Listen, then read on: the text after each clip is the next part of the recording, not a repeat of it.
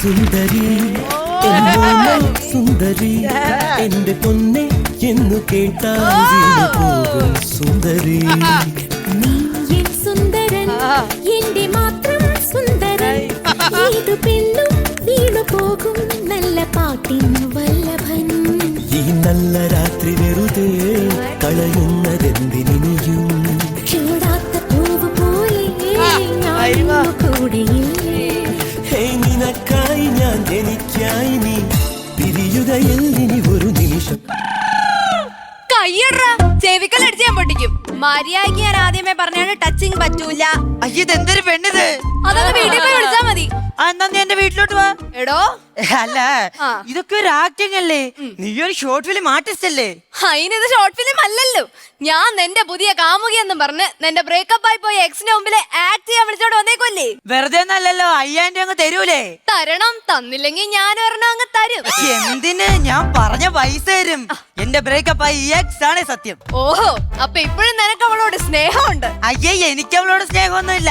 അത് കള്ള സത്യ. അങ്ങനെയെങ്കിലും അവളങ്ങ് നശിക്കണം. തനിക്കെന്തോടാ ആ കൊച്ചിനോട് ഇത്രയും ദേഷ്യം? അവൾ എന്നെ ഒരു ദിവസം വിളിച്ച് എന്നിട്ട് എന്നോട് പറഞ്ഞ് അവളുടെ അച്ഛനും അമ്മയും കൂടെ അവൾക്ക് ഒരു ഗവൺമെന്റ് ജോലിക്കാരനെ കല്യാണം ആലോചിക്കുന്നത്. ഞാൻ കുറച്ച് സെന്റിമെന്റ് വർക്ക് ആവട്ടെ എന്ന് വെച്ചോണ്ട് സാധാരണ കാമുകന്മാരുടെ ക്ലീഷേ ഡയലോഗ് ഉണ്ടല്ലോ, നീ എന്നെ മറന്നിട്ട് അവന്റെ ഒപ്പം കല്യാണം കഴിച്ചങ്ങ് ജീവിക്ക്, അതങ്ങടിച്ച് എന്നിട്ട് അവളതങ്ങ് സീരിയസ് ആയിട്ട് എടുത്ത് ഇപ്പൊ അവളുടെ കല്യാണം നടക്കാൻ പോവാ. അത് അങ്ങനൊന്നും ആയിരിക്കത്തില്ലെന്ന് ആ കൊച്ചിന്റെ വീട്ടുകാരെല്ലാരും കൂടെ നിർബന്ധിച്ചിട്ടായിരിക്കും അവൾ അങ്ങനെ പറഞ്ഞത്. അതൊന്നും അല്ല, ഞാൻ അവിടെ പോയി അന്വേഷിച്ചായിരുന്നു.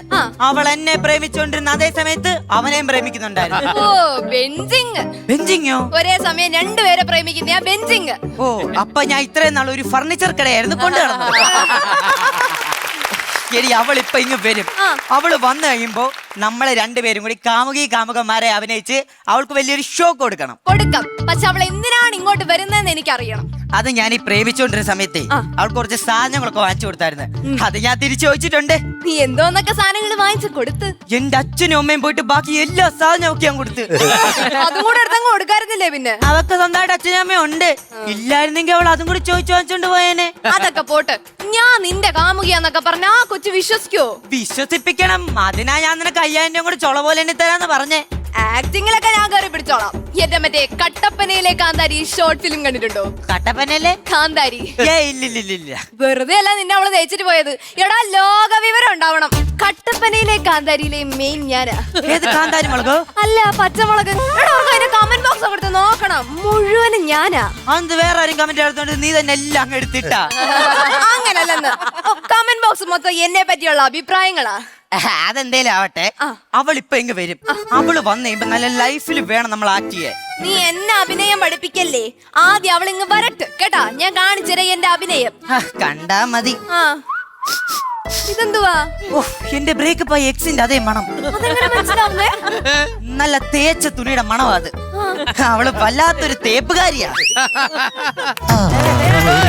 അവളൊരുത്തി പാൽമണക്കും കതിരൊരുത്തി ഒരുത്തിയെന്നെ പിരിഞ്ഞ നേരത്ത് പൊഴിഞ്ഞതൊക്കെയും പാടില്ല കരഞ്ഞു നീലിച്ച കനവിലൊക്കെയും. അങ്ങനൊരുത്തി അവളെന്നെ പ്രേമിച്ചോണ്ടിരുന്ന സമയത്ത് വിട്ട് കറക്കി വന്നിട്ട് വിട്ട് കറക്കുവാ. സംഗീത എന്തെങ്കിലും പറഞ്ഞായിരുന്നോ? പറഞ്ഞില്ല, പറയാൻ പോകുന്നതേ ഉള്ളു. ഇതേ ഏട്ടായി ഒന്നെങ്കിൽ വന്നേ. 1 മിനിറ്റ്. മര്യാദ ഞാൻ പറഞ്ഞ ടച്ച് പറ്റൂലെന്ന്. ഇല്ല മോളൂസ്, എനിക്ക് അവളോട്ട് ഒരു ടച്ചും ഇല്ല. അതൊക്കെ എന്തിനാ എന്നോട് പറയുന്നേ? ദൈവത്തിനറിയാം. 1 മിനിറ്റ്, നീ ഒന്ന് അഡ്ജസ്റ്റ് ചെയ്യ് മോളൂസേ.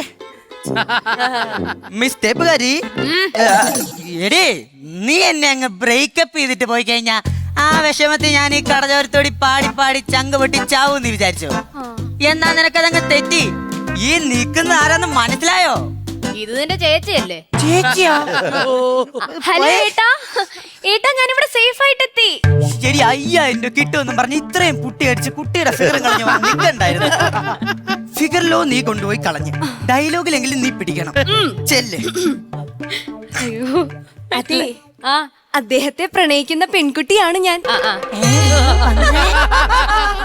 എന്തരിത്? Life acting. ഇത് ലൈഫ് ആക്ടിങ് അല്ല, നിന്റെ ഡയലോഗോടെ പ്ലച്ചനെ കത്തിയിരിക്കുവായിരുന്നു.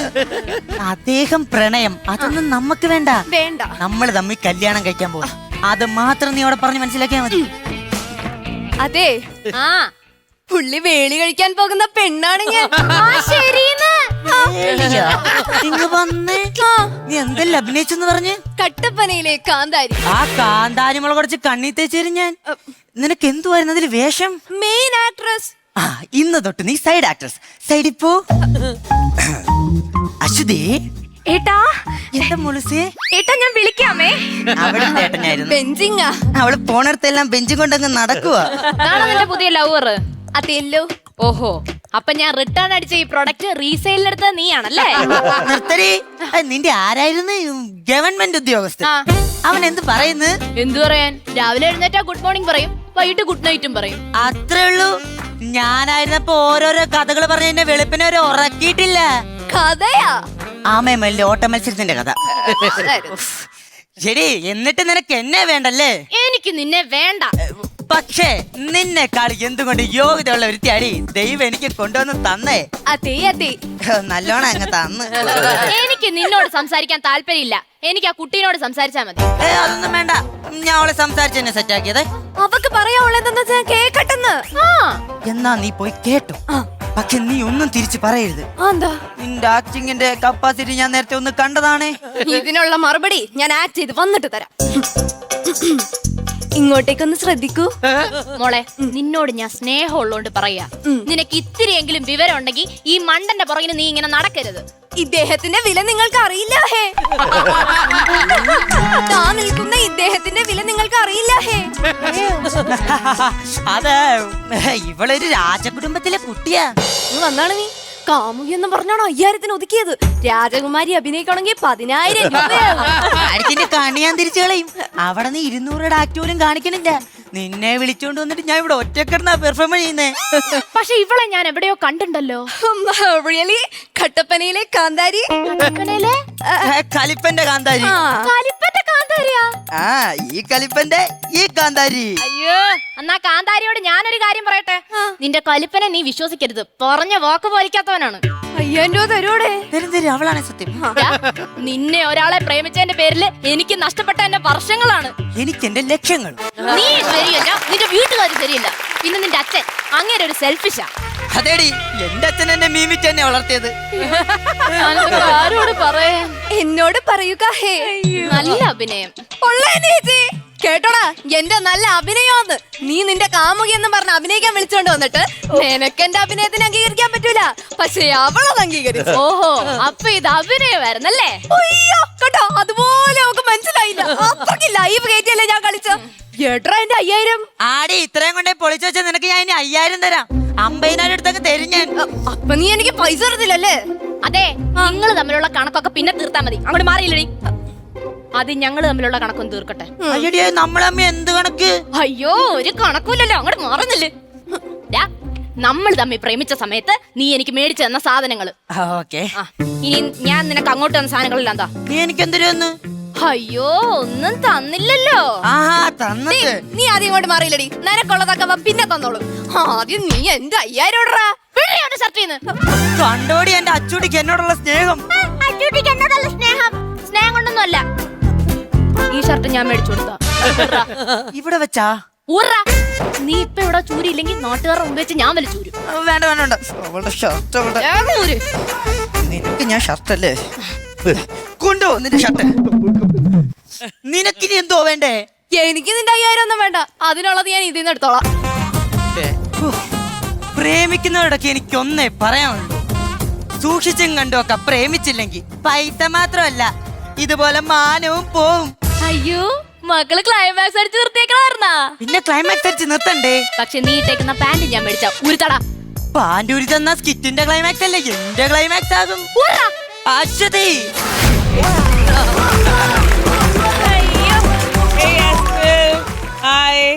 ആസ്പിൽ പേരിന്റെ മീനിങ് എന്താ?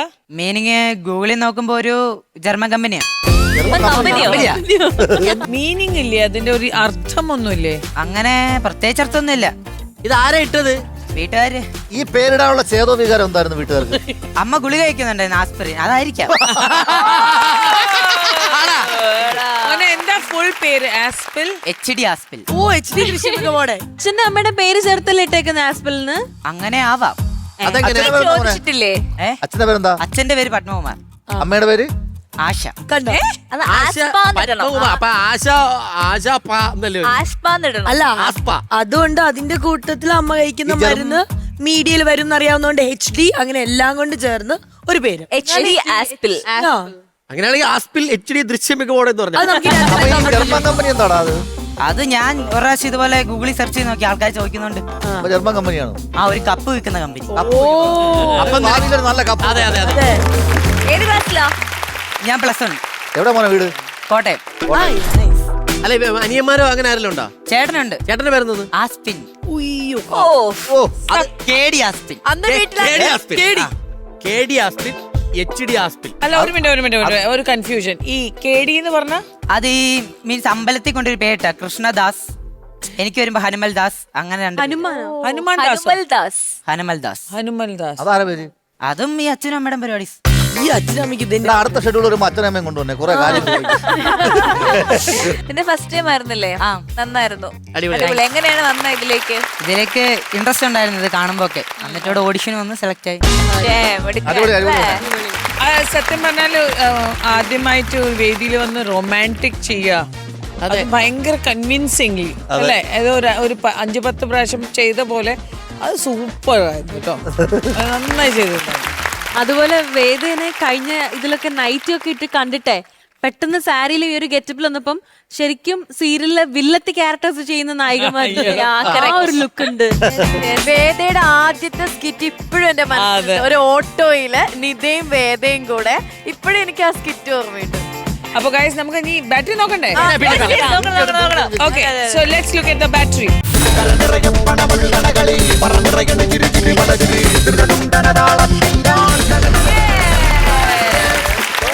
അടിപൊളി. ഓക്കെ മോനെ, ഡിസപ്പോയിന്റ് ആവരുത്. ഇത് ജസ്റ്റ് ഒരു ബുക്കിംഗ് മണി. ഓക്കെ, അഡ്വാൻസ് ആണ്.